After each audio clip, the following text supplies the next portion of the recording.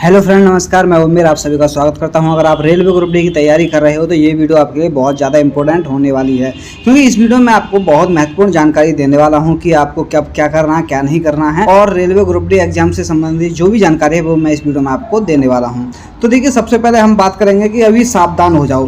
देखिए, अभी आपको सावधान होने की ज़रूरत है और आपको क्या करना क्या नहीं करना। देखिए, सबसे पहले मैं आपको बता दूं, कहीं ऐसा ना हो पढ़ने के बाद भी नौकरी हाथ से निकल जाए। देखिए, होता क्या है, आपको पता ही है कि जो आपका रेलवे ग्रुप डी का जो एग्जाम है वो कौन सी कंपनी लेने वाली है। जो आपका एग्जाम लेगी वो कंपनी लेगी NSEIT एग्जाम लेगी, और इससे बच के रहना पड़ेगा आपको। क्यों बच के रहना पड़ेगा, आप सभी को पता ही है कि जब भी ये कंपनी एग्जाम लेती है तो कई काम ऐसे हैं जो एग्जाम में होते हैं। एक तो फ्रॉड बहुत ज्यादा होता है इस कंपनी के लेने पर, क्योंकि बहुत पैसों में एग्जाम, यानी कि ऑनलाइन पेपर होता है, फिर भी पैसों में बिक जाते हैं। क्योंकि आपने देखा होगा कि UPSI का जो एग्जाम हुआ था वहां बहुत ज्यादा फ्रॉड सामने आया था, लेकिन फिर भी सरकार ने इस पर कोई एक्शन नहीं लिया है, क्योंकि फ्रॉड हुआ था तो वो हो गया है। हालांकि वो कुछ लोग पकड़े भी गए थे, उन्होंने कबूल भी किया था कि हमने इतने लाख रुपए लेकर के ये काम किया है, कि जो फ्रॉड हुआ है वो पकड़ लिए। लेकिन ये तो कुछ लड़के थे जो पकड़े गए, पता नहीं ऐसा कितना फ्रॉड होता होगा। तो आप समझ सकते हैं, जब रेलवे ग्रुप डी का एग्जाम होगा तो बहुत सारी पोस्ट तो आपकी बिक ही जाएंगी। अगर ऐसा ही चलता रहा, अगर ये कंपनी ऐसा ही कराती रही,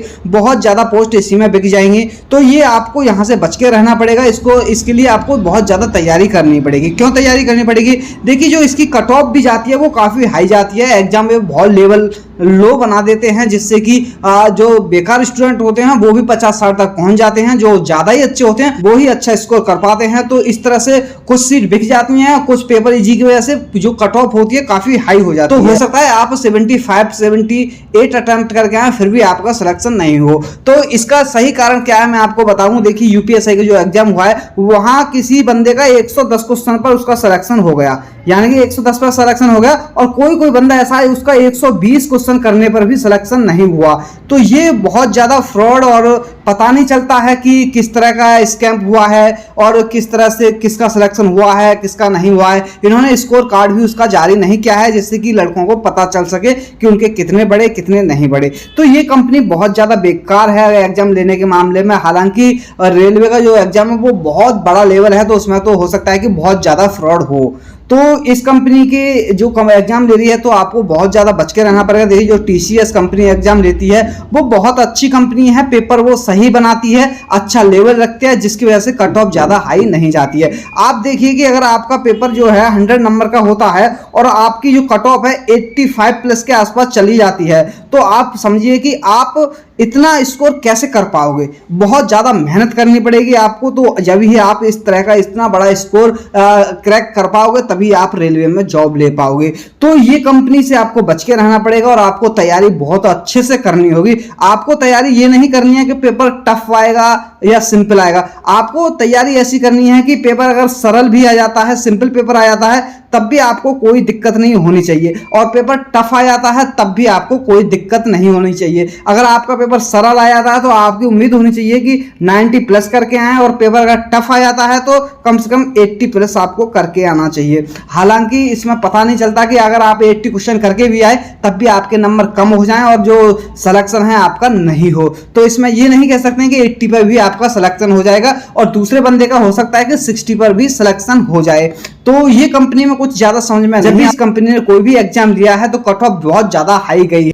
चाहे कोई सा भी एग्जाम ले लिया हो, इसने कोई भी एग्जाम अच्छे ढंग से नहीं कराया है। आप इसका पिछला रिकॉर्ड एनालाइज कर सकते हैं और आपको पता चल जाएगा। तो देखिए, इससे बचना है तो आपको सबसे पहले मैं आपको बता दूं, आपको अपनी तैयारी है जो परफेक्ट ढंग से करनी होगी। और परफेक्ट ढंग से कैसे करनी होगी, आपको कुछ भी नहीं छोड़ना है, चाहे कोई इजी हो चाहे कोई हार्ड हो, सब कुछ आपको पढ़ना है और बार बार रिविजन करना है। जब ये कंपनी एग्जाम ले रही है तो आपको जो टारगेट रखना होगा वो 80 प्लस का टारगेट रखना होगा। हालांकि कुछ स्टूडेंट कहते हैं कि इतनी कट ऑफ नहीं जाएगी, उतनी नहीं जाएगी। तो देखिए, कट ऑफ कितनी भी जाए, लेकिन आपको तो टारगेट बेस्ट रखना होगा। अगर जॉब लेनी है तो आप ये नहीं सोचेंगे कि किस्मत मैं 50 अटेम्प्ट कर आऊंगा और किस्मत होगी तो जॉब लग जाएगी। तो आपको ऐसा नहीं सोचना है। आपको सोचना है कि मुझे अपने दम पर जॉब लेनी है, मुझे 80 प्लस लाने हैं। देखिए, किस्मत हर किसी का साथ नहीं देती है। देखिए, अभी UPSI में क्या हुआ, आपको मैंने बता दिया है कि 120 पर सिलेक्शन नहीं हुआ तो उसकी किस्मत कहां साथ दिया, और जिसका 110 पर भी हो गया उसकी किस्मत ने तो साथ दिया ना।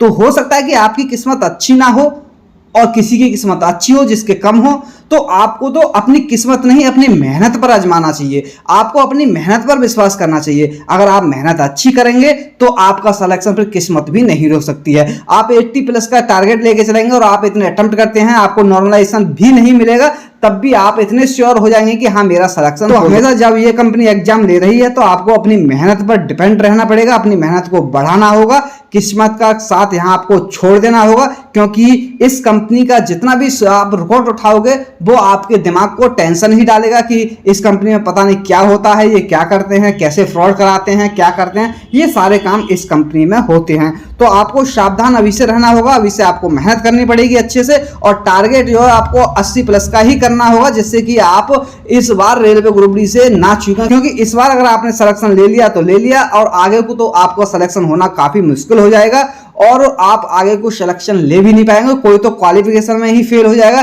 क्योंकि पहले वो ITI करेगा 2 साल, क्या पता जब आगे वैकेंसी निकले या ना निकले। तो जो भी चांस है, जो भी कुछ भी है, वो आपको अभी करना पड़ेगा, अभी आपको तैयारी करनी पड़ेगी, और मन लगा के तैयारी कीजिए। आपके पास अभी भी इतना समय है कि आपने अभी तक बिल्कुल भी तैयारी नहीं की है, आप 0 लेवल से हैं, तब भी आप एग्जाम निकाल सकते हैं। आपको पता ही है एग्जाम लगभग जुलाई में हो जाएगा, मिड जुलाई से लगभग आपके एग्जाम स्टार्ट हो जाएंगे। जो सरकार ने कहा है कि हम आपका जुलाई में एग्जाम ले लेंगे, तो एग्जाम जुलाई में ही हो जाएगा। तो आपको जुलाई के हिसाब से ही अपनी तैयारी कर लेनी चाहिए। इस वीडियो में बस इतना ही। अगर वीडियो अच्छा लगा हो तो वीडियो को लाइक शेयर जरूर करना। जो मेरे चैनल पर नए जुड़ा, चैनल को सब्सक्राइब जरूर करना। तो थैंक यू, धन्यवाद, जय हिंद, जय भारत।